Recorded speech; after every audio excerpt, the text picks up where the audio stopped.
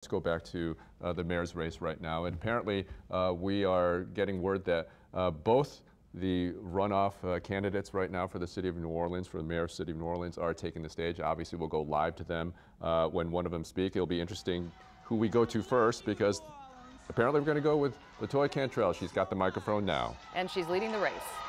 I love you. We look good tonight. We look good tonight. But our city is going to look even better and brighter. Our city is going to be better and brighter because we have always been for and about the people. This is the people's campaign. Thank you so much. You know what? The Lord is at the center of my life, and He thrives and lives not only through me and in me, but in my family, in others, in my friends, and in each and every one of you here tonight. Thank you so much. We did it. We did it. Absolutely. We did it.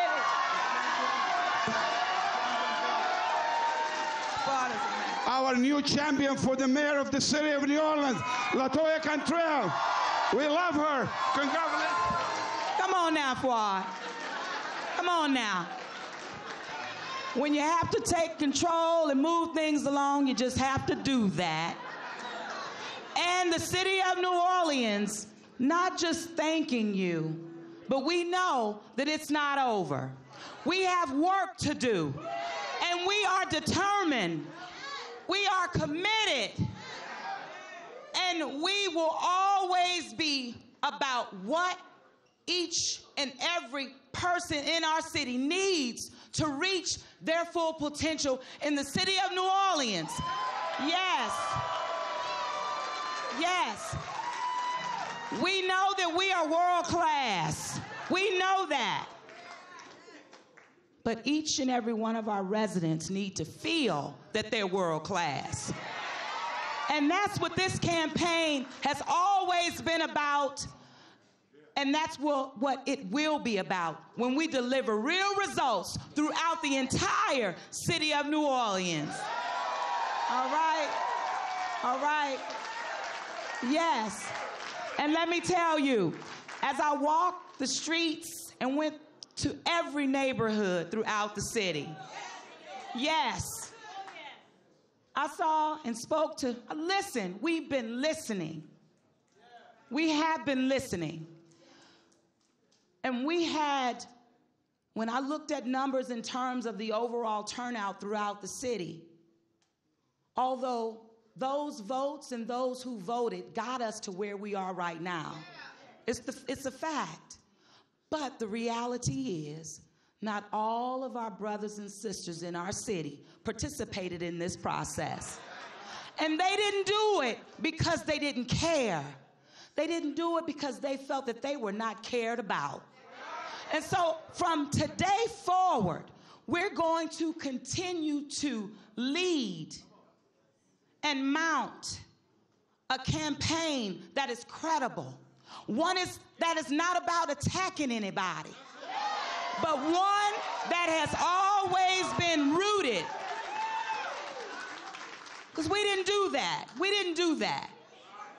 But our campaign will continue to be rooted in the work, the foundation that has been laid, delivering results that we know our people need.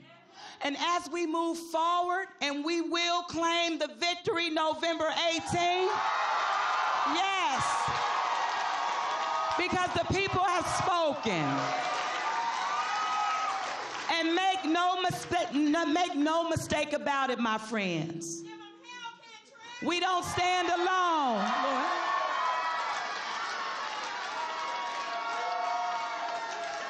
I don't know now. They kind of talked about my little brass a little bit.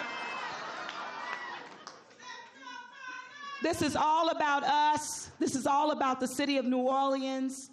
And I want to thank you. Our work isn't done. We need to continue to build bridges because that's what we do. We need to ensure that our scope of inclusion continues to grow and grow and grow because the future of our people depend upon our ability to serve them, to meet them where they are, to give them the love and attention that we know our people deserve. And listen, I'm not talking about now taking from rich, giving to the poor, and all that kind of crap. What I'm talking about is creating balance so that everyone feels like they're a winner in the city of New Orleans. Absolutely. We all can win. This is not a zero-sum game. As we have been made to believe, we will not be pitting neighborhoods against one another. We will be building up neighborhoods. We will be looking at where our folks have felt left out: New Orleans East, Lower 9, Algiers.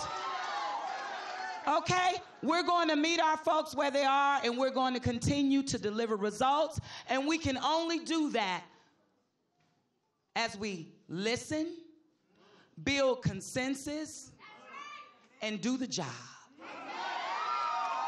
So I am not running to be the first of anything, but I am running to be the best mayor that we need to lead New Orleans forward. Thank you so much. Thank you so much. All right, that was Latoya Cantrell with her victory speech. For now, she's obviously in the runoff. Well, and we took her speech live. She and Desiree Charbonnet were actually speaking at the very same time, but because tonight she is ahead as the results are coming in, we did take her speech. We are going to turn around Desiree Charbonnet's speech and have that for you as well. And Ron, we got a little sample of who Latoya Cantrell is if people haven't been paying attention to her in the debates and her campaign stops here. What did you see in terms of what she presented tonight in that speech? You know, one of the things we have been hearing in national politics for the last couple of years has been the battle between establishment and populism.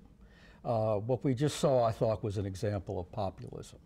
So we'll see now what Charbonnet does, whether Charbonnet is comfortable as the candidate of the political establishment versus the candidate of, you know, a populist candidate talking about for the people. And Cantrell certainly set her markers pretty clear on that. So we'll see where Charbonnet goes from there. Well, and Michael Bagneris right now, as the results are coming in, has 19% of the vote. Those votes will be important to the next person who wins this race. Who's going to be better positioned to reach out to those voters? Well, in a lot of ways, I think politically, based on historic trends, Charbonnet may be a little better positioned for that. But we don't really know that yet.